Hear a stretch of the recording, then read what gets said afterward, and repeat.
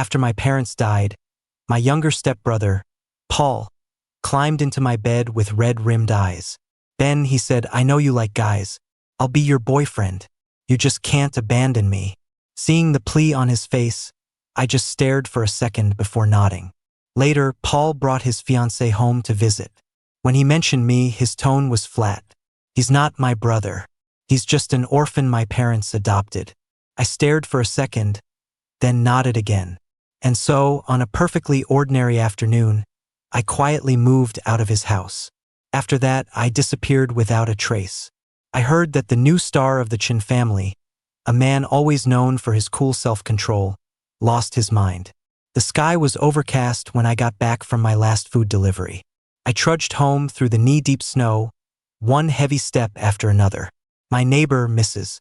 Gable, was coming downstairs to take out the trash.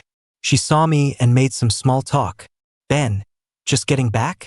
I took off my snow-soaked hat and lifted my tired eyes to answer. "Yeah, just got in." Mrs. Gable nodded, a look of sympathy on her face.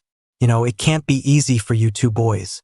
Losing your mom and dad so young, leaving just the two of you, it's heartbreaking. But at least your Paul is making you proud. I heard he placed first in the entire school on the monthly exams, didn't he?" She was getting more and more excited as she spoke, but her eyes landed on my slightly grimy delivery uniform and she paused for a few seconds. I could feel the hint of disdain. She gave a weak laugh and changed the subject. "Hey, why don't you swing by my place later and grab some fried meatballs? I made them myself. I guarantee they're delicious." I agreed quietly and slowly unlocked the door with my key. Click. The door opened, then closed behind me. If I listened closely, I could still hear Mrs. Gable sighing as her footsteps faded away. "Such a shame, really. They were such a good family. I just don't know why they've had so much bad luck." On the other side of the wall, I patted the back of the head of the person in front of me. My back, which he'd slammed me against, ached against the wall. Okay. You can't breathe, man." The very subject of that conversation was stubbornly clinging to my waist, not saying a word. That's right. Where no one could see, my little brother and I were sleeping together. After my adoptive parents passed away, I took their young son and scraped by wherever we could. It was really hard at first. I was a high school dropout who'd gone straight to work, trying to find a job with a middle schooler in tow. No one wanted to hire me. After one restaurant owner threw us out, thinking we were just a couple of kids trying to cause trouble, I even considered giving my brother up for adoption. But a young Paul clung to my leg, his stubborn little face streaked with tears. "Ben, don't send me away, please. I can bus tables, I can wash vegetables, just don't send me away." I sighed, using my thin hand to wipe the tears from the little boy's face. I promised him soothingly, "Okay, I'm not going anywhere. It's the same now." Paul's hand was clenched around my wrist, tears streaming down his face. "Why didn't you answer my calls? Were you trying to leave me again? Why are you always trying to abandon me?" His eyes were red and swollen, his obsessive look bordering on madness. I frowned, pushed up his sleeve, and saw the mottled bite marks on his arm. My brow furrowed. Paul was having another episode. I pressed my lips together and felt for the pill bottle in his pocket. It was empty. The medicine had run out who knows when. But he never said a word to me. I sighed again, rolled up my own sleeve, and held my wrist to my stepbrother's lips. A second later, a sharp pain shot through my arm. His sharp teeth broke the skin, and the coppery smell of blood filled the air. I choked back a cry of pain. His manic state eased. Paul's jaw relaxed, and he released my wrist. His eyes fell on the wound. His pupils trembled, and a flicker of regret crossed his face. "Ben, I'm sorry. I didn't mean to." "It's okay," I said with a smile.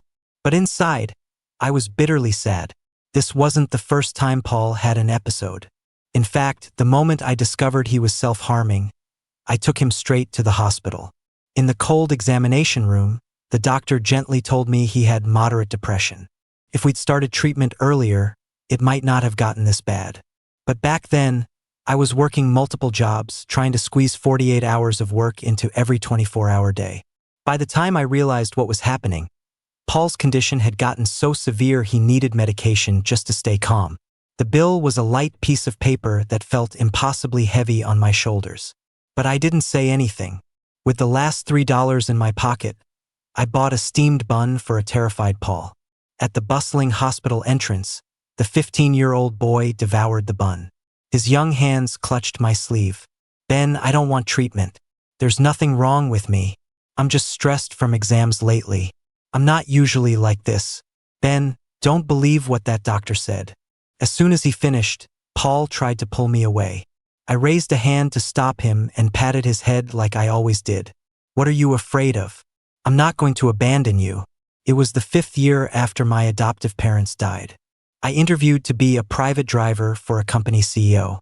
Room and board were included, and the take-home pay after taxes was a solid $7,500 a month. The only downside was that it required frequent travel, so I wouldn't be home much. But the salary was just too good. For someone like me without a diploma, it was the best I could hope for. I excitedly announced the news to Paul. It was his 18th birthday, but he just ate the cake I brought home in silence. That night, after his shower, my brother climbed into my bed. "Ben, I know you like guys. I like you too. You can't abandon me. We have to be together forever." He frantically unbuttoned his shirt. In the dim moonlight, his young body radiated a vibrant energy.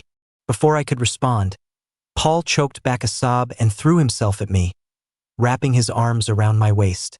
He showered my neck and ears with frantic kisses. "Wait, Paul." My eyes flew open, completely blindsided by his sudden confession. But when his pained whispers and wet tears landed on my face, the secret joy in my heart went quiet. The heat drained from my body. So that's what this is. I thought to myself, he's afraid I'll be like our heartless relatives, that I'll just kick him to the curb like a piece of trash. That's why he's confessing his love for me. But Paul would never know. For him, my feelings went beyond just family. Even knowing the truth behind this declaration of love, I still opened my arms and embraced the desperately insecure boy. And with that, I fell into a lie woven from sweet words. My thoughts drifted back to the present. Paul, still silent, got up and retrieved the first aid kit from the other room. Most of the time, he was quiet. Watching him carefully treat my wound, his worried expression made my heart soften even more. "Ben, don't do this again next time. I don't want you to get hurt because of me again." I ruffled his fluffy hair and casually agreed. Then I put on an apron, pulled some vegetables from the fridge, and started making dinner. Just then, the landline started ringing. I reached for it, but a long, slender hand stopped me. "Ben, you go cook. It's a classmate of mine." Paul turned his body slightly, calmly picking up the receiver. On the other end, I heard a sweet female voice. I froze for a moment, then I slowly turned my back to him. On the dinner table, a large bowl of fried meatballs from our neighbor sat in the center. Paul didn't like that kind of food. I ended up eating all of them. I teased him as I ate. "See? I ate all of Mrs. Gable's kind gesture myself." I theatrically picked one up and took a huge bite. Paul didn't say a word, just held his chopsticks. His gaze moved from my deliberately wide smile, his expression cool. The smell of fried food makes me sick. The atmosphere instantly turned to ice. I put down my chopsticks, flustered, wondering why my brother was suddenly so unhappy. "Paul, did something happen? Talk to me. What would you know?" Paul didn't look at me, his voice rising. "You don't even know high school biology.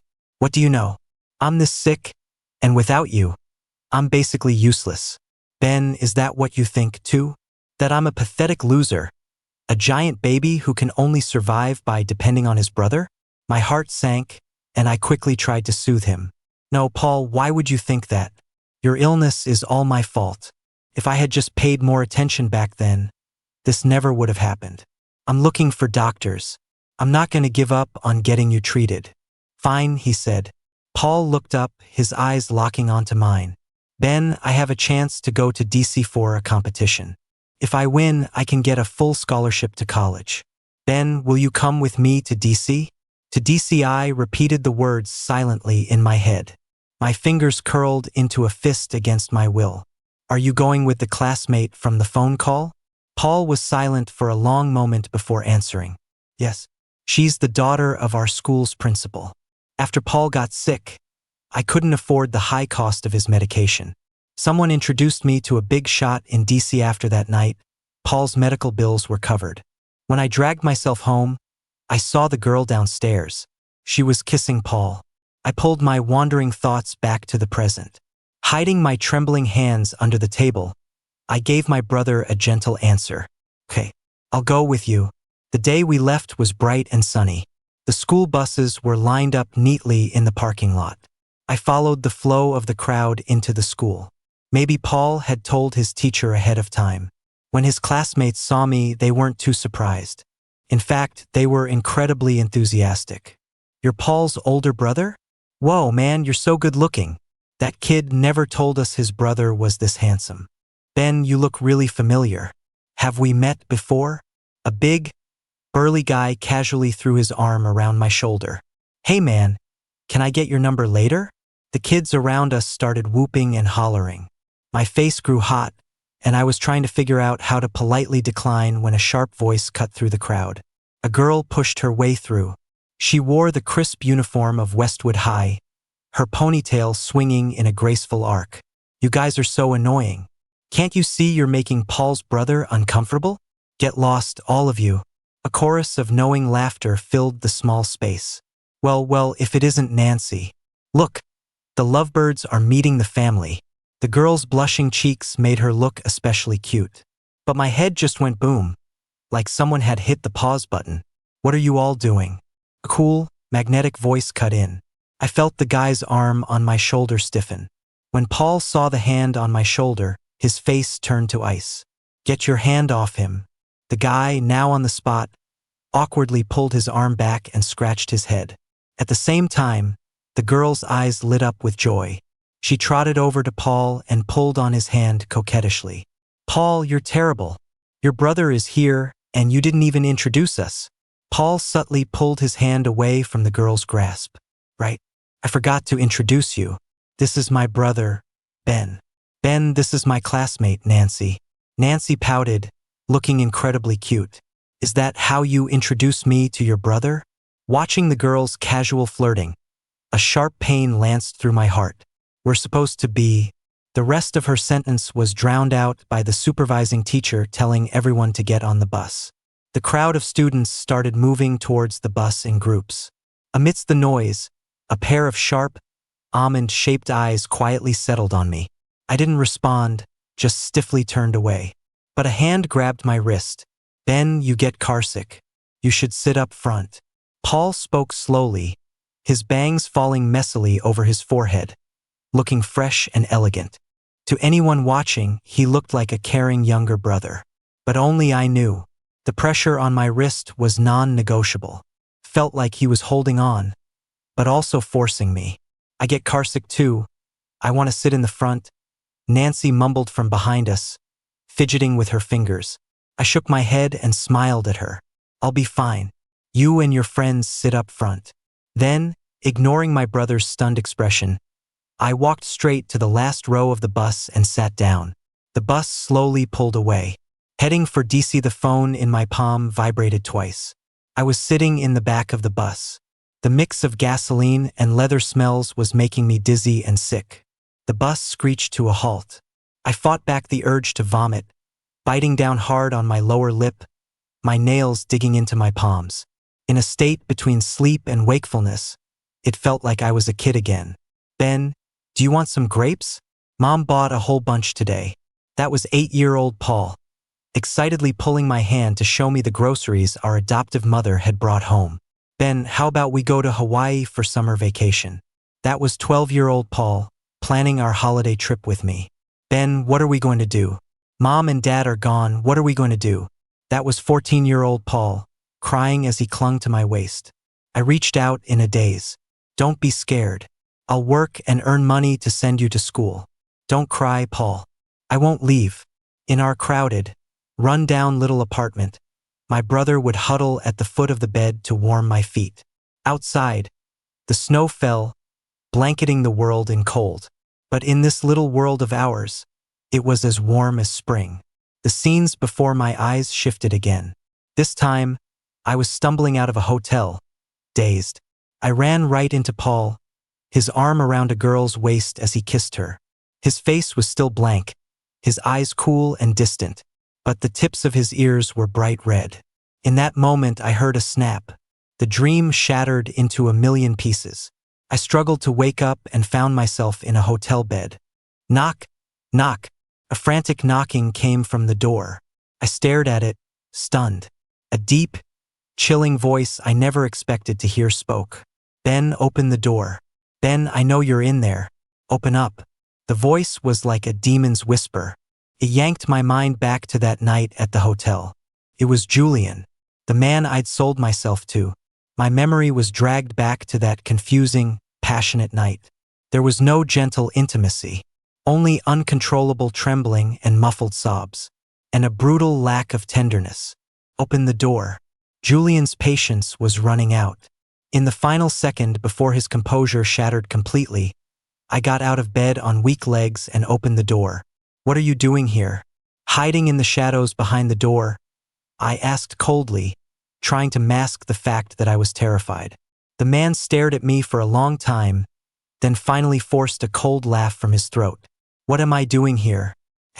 You. With that, Julian grabbed my chin and kissed me. I braced my hands against the doorframe to stop him, but I was no match for his strength. Julian deepened the kiss, leaving me breathless. Damn it. I sent you all those messages, and you wouldn't answer a single one. Ben, are you just playing me for a fool? I sent the money to your account and got nothing. I could hire an escort and at least get a thank you. But you heartless bastard. I struggled desperately, the corners of my eyes turning red with involuntary tears. Let me go, Julian, let's just talk about this. Talk about what? How you left the second you got your pants on. Left me waiting in that hotel room like an idiot? Julian's eyes were dark and stormy, but seeing the tears in my eyes, his grip loosened slightly. He paused for a second, then leaned close to my ear. Ben, you have no heart. Smack. I swung my hand hard and slapped him across the face. The sound echoed in the air. Julian's head snapped to the side. A clear red mark appeared on his handsome left cheek. Julian narrowed his eyes, a strange light glinting in them. The next second, his jaw tightened, and he dragged me inside, kicking the door shut. It was a standard single room, not very big. Now, with two grown men inside, it felt even more cramped. I took a few steps back, trying to calm my breathing, but I could feel Julian's hot, wolfish gaze on me. Julian unfastened his watch, tossed it on the bed, and sat down. His back arched like he was ready to pounce. It's been a while. Give me an explanation. I suppressed the turmoil in my chest, affecting a strained composure. There's nothing to explain. We agreed. Knock, knock, knock. Ben, are you in your room? It was Paul. Interrupted again. Julian looked annoyed, his Adam's apple bobbing anxiously. My heart plummeted. A single voice screamed inside my head. Don't let Paul find out about Julian. Perhaps sensing my panic, Julian realized something. He slowly raised his hands. The meaning was clear. Relax, I won't do anything. Looking at his half-smirking face, I had no choice but to trust him for the moment. I turned to open the door. Outside, Paul's face was etched with worry. Ben, are you okay? You were sleeping so soundly on the bus I couldn't wake you, so I just carried you to the hotel room. I'm sorry, Ben. Are you still feeling sick? It's all my fault. I didn't realize how bad your motion sickness was. Paul lowered his head guiltily, revealing a clean line of his neck. I opened my mouth, but no sound came out. I didn't know how to respond. Before, no matter how tired I was, just being with my brother made life feel worth living. No matter what we talked about, we always had something to say. I wanted to ask him about Nancy, but the answer was so obvious that I didn't dare. For the first time in a long time, I felt a deep, profound exhaustion. In the suffocating silence, Paul spoke cautiously, clutching my sleeve like he did when we were kids. Ben, Nancy is our principal's daughter. She's helped me a lot at school. I can't just ignore her feelings. Ben, you can understand that, right? He was defending himself, his words tinged with a hint of resentment that I would be jealous at a time like this. Suddenly, Ben, what's wrong? I suppressed a gasp as a mischievous hand behind me made it impossible to make a sound. As if he'd found my weak spot, his hand slid up my back, the touch electric even through the fabric, sending a wave of tingles through me. When I didn't answer for a long time, Paul's lips pressed into a thin line, his brow furrowed with irritation. Ben, are you mad? Nancy and I are nothing. Are you doubting me? As the hand passed over a certain spot, I clutched my chest, bending over slightly to hide my reaction. I get it. Paul, I'm not feeling well today. I just want to rest. With that, the door was abruptly shut. The gust of wind blurred my vision. And because of that, I missed the grave expression on Paul's face. Too much had happened in one day. I felt like all the bones had been pulled from my body. I was dazed, without a shred of energy to fight back. Now, looking at the insatiable man before me, I said his name calmly. Julian. I felt like I was about to go crazy myself. If we do this, will you calm down? The man let out a ragged breath, the veins in his neck standing out. Damn it. Ben, what do you take me for? I ignored his anger and the flush creeping up his neck. I deftly unbuckled my belt. Are you going to do this or not? Julian's jaw tightened. Without a moment's hesitation, he got up and tackled me onto the bed. In the split second before I sank into the mattress, I vaguely registered a discrepancy in our earlier conversation. But a sharp pain on my collarbone instantly dragged my full attention back to the man on top of me. Ben. Our foreheads touched. Julian let out a low chuckle, his eyes staring straight into mine. Still spacing out at a time like this? I gave a light laugh and flipped us over in one smooth motion. I sank my teeth into his Adam's apple. Julian, you're too slow. A night of indulgence. When I woke up, the pillow next to me was empty. I didn't look at the note the man had left. Instead, I slowly crumpled it up and threw it in the trash. A belated wave of regret washed over me. If I'd known that a man who'd been starved for this long would be more intense each time, I never would have started this. I opened my phone. The screen was empty. No notifications. I couldn't quite name the feeling, but my finger moved, opening the spam folder for blocked messages. There, I saw the messages Julian had mentioned earlier.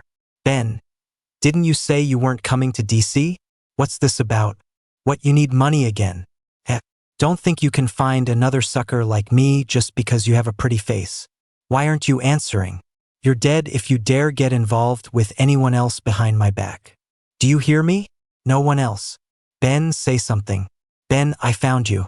Reading through them, all I could feel was an incomprehensible obsession and resentment.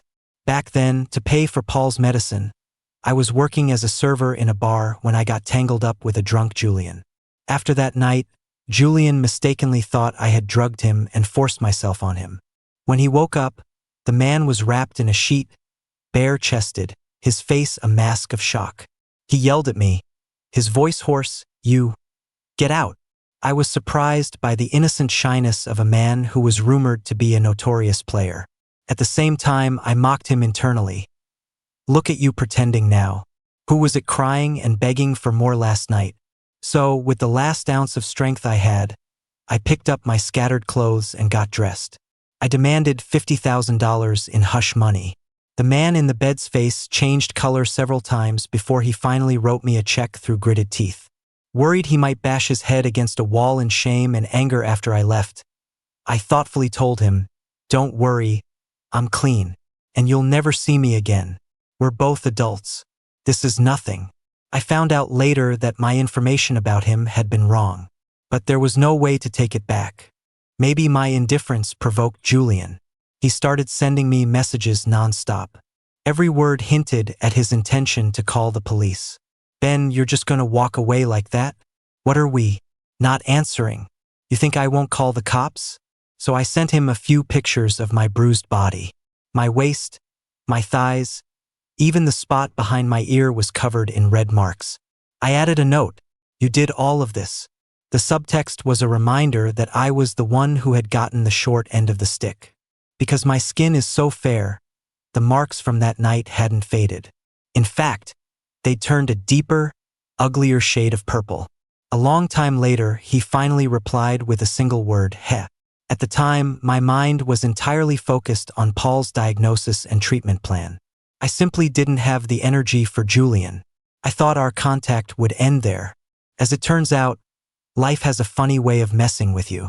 The day Paul's competition ended, while he was still at the venue, his supervising teacher contacted me first. Let me be the first to congratulate you, Paul's brother. This year's championship is in the bag. Paul won't have to worry about college entrance exams when he gets back. Just let him rest and wait for the scholarship offer. When I heard the news, I was overjoyed. I wanted to tell Paul immediately, but when the return bus pulled up in front of the hotel, someone else got to him before I did. It was his classmate, Nancy. Amidst the surprised cheers of the crowd, the girl ran forward and threw her arms around the boy who had just stepped off the bus. Then, she stood on her tiptoes and shyly offered him a kiss. I stood behind them. My eyes were wide open, watching it all happen. Paul and I locked eyes from a distance that was neither far nor near. Then his breathing hitched, and he pushed the girl away and ran towards me. Ben, it's not what you think. Let me explain. I said nothing, just shook my head. Paul, let's just stop here. I'm gonna head back first. His classmates were all waiting for the celebration dinner that night. At that party, Paul would meet people he'd never have had the chance to meet otherwise. That was enough. For the past decade, I had held my brother up, hoping he could go further. For him, I chose not to finish high school. I dropped out and worked to support his education. My adoptive parents were good to me. I owed them a debt, and now I had truly repaid it. Hearing that I wanted to leave, Paul's breathing grew heavier. He swallowed down all his discomfort. Like a caring younger brother, he said politely to the teacher, "Sir, I'd like to have a word with my brother. Could you take the other students to dinner first?" After getting the teacher's approval, Paul dropped his public mask of cool composure. He dragged me to a corner of the lobby. "Ben, are you mad?" Paul gripped my shoulders, losing his usual calm for the first time. "Because I kissed Nancy? Ben, you're not going to be that childish, are you?" To accommodate my height, he had to bend down and lower his head.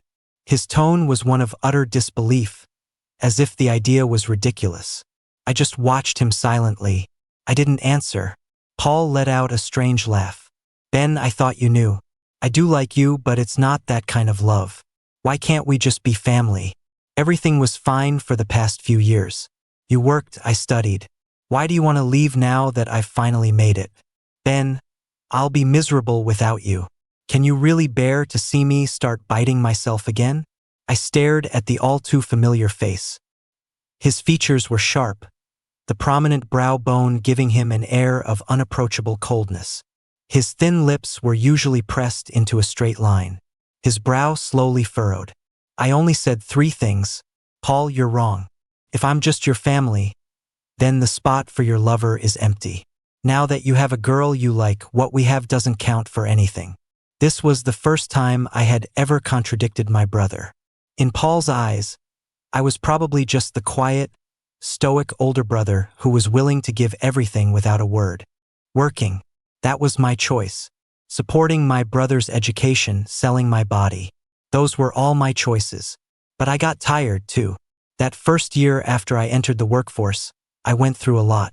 Besides listening to people's scorn and ridicule, most of the time I was just lost, with no idea what my future held.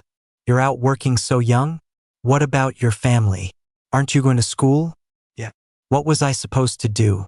Now, in the magnificent hotel lobby, I slowly pulled myself out of Paul's grasp. On a whim, I asked Paul, "Does the fact that I like men bother you?" "Paul." An angry shout interrupted our conversation. From behind a marble pillar, Nancy slowly emerged, her red eyes filled with disbelief. "You and your brother, you two, you teamed up to lie to me," she screamed, pointing a finger at me. "You're in love with your own brother? That's disgusting, Paul, you're both so disgusting." The girl stood there, breaking down in tears. The darkness in Paul's eyes spread with visible speed. He rushed forward and held Nancy, who was on the verge of clawing at her own face. His voice was gentle and careful in a way I had never heard before. No, Nancy, he's not my brother. He's just an orphan my parents adopted. And I've never even kissed him. Nancy, you have to believe me. I'm clean. Yes. Paul and I had never crossed that line, because he never brought it up. Now, hearing my brother use me as a bargaining chip, I felt the blood in my veins turn to ice. I'm not gay, Nancy. Don't you believe me? I only react to you. Nancy ran off in a fit of anger.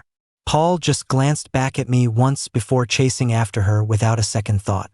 The boomerang from years ago had just hit me right between the eyes. I nodded calmly. I took a cab by myself back to the house I once considered my home. Facing the empty house, the phone in my pocket buzzed. It was the special notification I'd set for Paul. In the dark room, a message slowly popped up on the screen. Ben, I really do like Nancy. I'm sorry. I was immature back then. I mistook my dependence on you for love. But Ben, I'm really not gay. Besides, you weren't exactly faithful, were you? I saw it all that night at the hotel. There was another man in your room. If you really liked me, why were you getting tangled up with someone else? I read every single message my brother sent. And then I blocked his number. On a perfectly ordinary afternoon, I quietly moved out of Paul's house. After that, I disappeared without a trace. On a deserted street, I followed the faint light on the ground, crossing roads, parks, and canals. The air smelled faintly of damp earth. My small suitcase made a rumbling sound as it rolled along beside me. A Maybach was crawling along the side of the road at a snail's pace. I stopped. I turned around and came face to face with the car behind me. The car's owner seemed a little embarrassed. He stayed in his seat for a long time without showing his face. I stuffed my hands in my pockets and kicked at a loose stone by my shoe. My voice was almost too quiet to hear. Julian, the man, now called out, got out of the car with a hint of exasperation. He stood there, not coming any closer. He looked down his nose at me. Childishly, he copied me and stuck his hands in his pockets. What do you want, Ben? Who do you think you are? You think if you snap your fingers, I'll come running to lick your boots? I'm not some nice guy, Julian. And if you're looking for sympathy and comfort, you've come to the wrong person. I thought about it for a second. He was right. So I took my hands out of my pockets, grabbed my suitcase, and turned to leave. A teeth-grinding sound came from behind me. The next second, I was pulled into a warm embrace, and all the cold was shut out. Julian put me in the car and shoved a cup of hot water into my hands. Annoyed. Drink. Your face is about to freeze off and you're still trying to act tough. The hot water went down. Feeling slowly returned to my frozen limbs. The driver in the front seat turned at the right moment to ask, Mr. Thorne, back to the main house tonight? Julian looked at me, then let out a non-committal hum. Yeah, back to the main house. I didn't say anything. Julian couldn't really do anything to me, anyway. Besides, I really had nowhere else to go. It wasn't until we were in the study of his villa and Julian handed me a contract that I realized I might have been wrong. Wait, what is this? Seeing the words marriage agreement printed clearly on the contract, I experienced brain freeze for the first time. What do you mean, what is this? It is what it is. What you see is what you get. Julian stood stiffly, forcing the words out from deep in his throat. We've slept together, Ben. You're not planning on marrying me? Or have you found some other guy?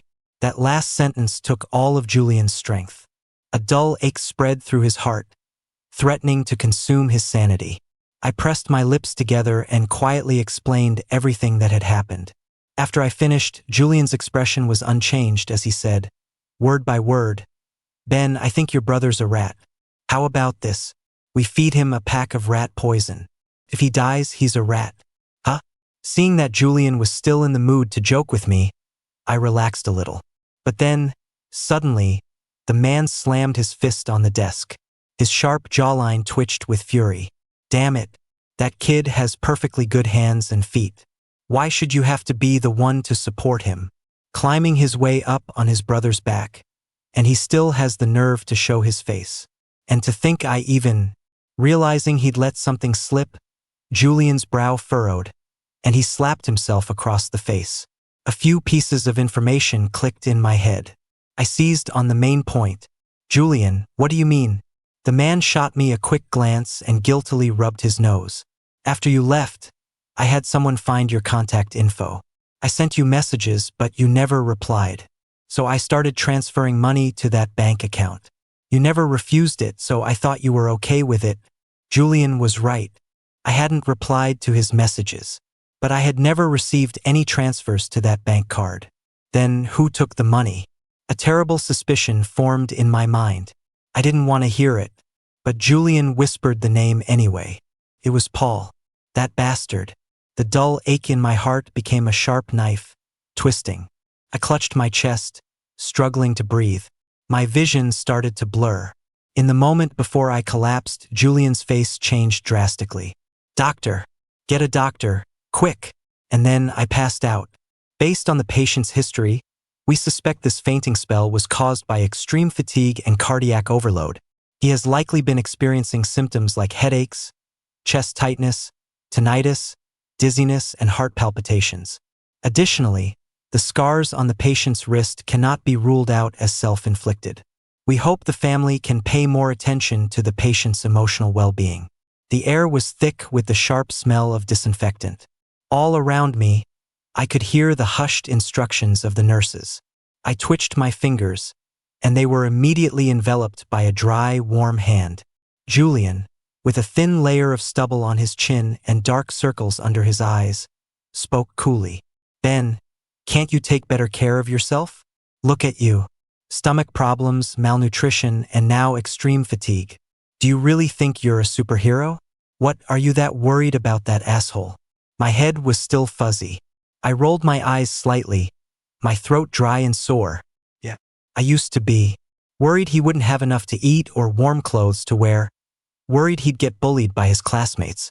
I worried for a long, long time. But not anymore. That's all in the past. Julian's breath caught in his chest. He's not your ex-boyfriend, he's a con artist. The youngest daughter of the Gu family is crazy about him. Says she's going to get engaged to him. It's become quite the joke recently. Do you want me to help you get revenge? Julian brushed a stray strand of hair from my forehead, his voice low and seductive. Ben, scum like that doesn't deserve to live in this world. What do you say? I didn't answer. Lying in the soft bed, I just wanted to sleep again. Julian, every time you say his name, I have to relive all of that over and over. Do you like that? The dark cloud over him instantly vanished. Julian slowly got up and helped me sit upright. Eat some porridge. I made it myself. At first, the rice porridge was hard to swallow, but then it became soft, warm, and sweet. A rich kid like Julian, willing to roll up his sleeves and cook for me. To be honest, I wasn't moved at all, because this guy would never let himself get the short end of the stick. On the day I was signing my discharge papers, I calmly pulled the marriage agreement out from the pile of documents. If I hadn't been paying close attention, I might have actually signed it by mistake. Julian, what is this? The man, who had been waiting eagerly to the side, immediately put on a pained expression. But he still sauntered over, snatched the paper away, and pretended like nothing had happened. Seeing his look of utter regret as he left, I couldn't help but laugh. There was another knock on the door. I thought it was Julian coming back, so I opened it without any suspicion. But the words caught in my throat. My brother, whom I hadn't seen in a long time, was standing outside my door, disguised as a delivery driver. Ben. Paul was wearing an oversized, stained yellow delivery uniform. It looked ridiculous compared to his usual cool, unapproachable demeanor. My gaze traveled up. I didn't miss the flash of resentment in his eyes. Was it you? Did you get Julian to mess with me on purpose? No company will sponsor me now. This is your doing, isn't it? Ben, how could you be so cruel? Mom and Dad are watching from heaven. Seeing the deep disgust in his eyes, I asked softly, what's wrong? Can't use the money Julian transferred you anymore? Paul was clearly stunned for a moment, then quickly tried to cover. Why shouldn't I take it? Ben, after what Julian did to you, he gave that money willingly. Smack. A figure appeared from behind me and backhanded Paul across the face. Paul froze, stunned, a clear handprint appearing on his cheek. Then, as if completely enraged, he turned and started brawling with Julian. Every punch was thrown with brutal, life-threatening force. Paul, you animal. You like pretending to be sick? I'll beat you so bad you won't be able to get out of bed. Heh. And you're any better? The bodyguards arrived just in time to stop the chaos. Julian's lip was bruised, but he still looked ready to keep going, faking depression to trick Ben. Paul, you'll never amount to anything in this life. My heart trembled. I pulled Julian behind me, shielding him. Stop fighting. Julian, don't say any more. Let him go. The man's Adam's apple bobbed. With a single look, the bodyguards politely escorted Paul out. Paul shot a cold glance over his shoulder, smoothed out his wrinkled clothes, and his voice returned to its usual self-possessed tone. Ben, you won't regret the decision you made today. The hospital room door closed. It sounded like a final bell tolling. The day I found out that the Gu family was sending Paul abroad to study, I didn't say anything. I just sent Nancy everything he had done. I hoped she would see the kind of person he really was. She didn't reply. It wasn't until the moment before I deactivated my phone number that she finally sent a message. Ben, Paul doesn't love you. He only ever saw you as a brother. You're the selfish one. You just wait and see. We're going to be happy together. But she forgot. Paul had happily enjoyed everything I had worked my ass off to provide. How could a person like that ever know the meaning of gratitude? A week later, a plane bound for America streaked across the sky, and the contrail it left behind slowly faded away. I went back to my old trade.